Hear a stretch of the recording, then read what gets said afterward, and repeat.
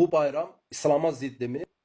Təbii ki, biz ənənəvi İslama baxası olsaq görürük ki, əslində bu bayram İslamın əvvəlki dönəmində, yəni Əməvilər dönəmində, Abbasilər dönəmində yaşayıb. Bu bir zid bayram idisə niyə yaşayıb? Və günümüzdə nə baş verib ki, bu dinə qarşı qəribə bir qarşıdurma var. Bunları yalnız sual başlığı kimi qoyuram, hər kəs düşünə bilər. Amma mən istəyirəm Qurandan bir neçə ayəni misal gətirim. Quranda Ənam surəsində deyir ki, yer üzündə səyahət edin və görün əvvəlkilərin aqibəti necə oldu.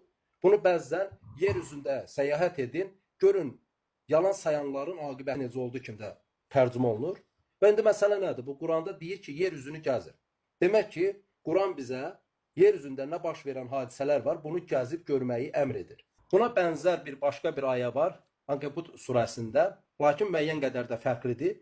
Yer üzündə səyahət edin və görün ki, Allahın yaratdığı ilk vəziyyət necə olub. Sonra Allahın sonsuz qüdrətə inanmağa başlasınlar.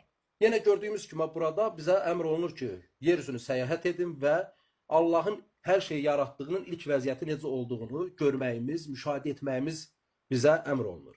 Və bir neçə buna bənzər ayəni də deyib keçəcəm.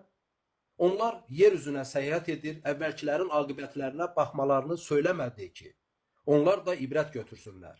Taha surəsindədir. Və Qasiyə surəsində onlar dəvənin necə yaradıldığını düşünməzlərmi? Və ya yenə Qasiyə surəsinin növbəti bir ayəsində qaralan, örtülən o günə bax. Və ya Mülk surəsində o 7 göyü bir-birinə uyğun olaraq yaratmış, Allahın yaratdığı heç bir nasazlıq görməzsən. Onda bir də bax, görün bir nasazlıq görə biləcəmmi? Bütün bu ayələri niyə misal çəkdim? Yəni Quran bizə əslində, bax onun yaratdığı nə varsa, yer, gecə, gündüz, heyvanat aləmi, bitki aləmi, bunları görməyimiz, yer üzünü gəzib səyahət edib və onlar haqqında müşahidə aparıb düşünməyimizi tələb edir. Və dolayısıyla bizim min illərimizi təmsil edən bayramı, onların atributlarını, əgər bu dinə zidd deyilsə, silahsı olsaq demək əslində nədir? Bizdən növbəti nəsillərin də yer üzünü gəzib müşahidə edəcəyi, görə biləcəyi hadisələri silmiş ola bilərik.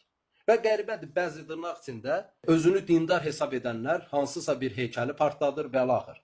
Yəni dolayısıyla Quran bizə demək ki, hadisələrə, təbiətə baxmağı, görməyi və bunun üzərinə düşünməyi, müşahidə aparmağımızı əmr edir.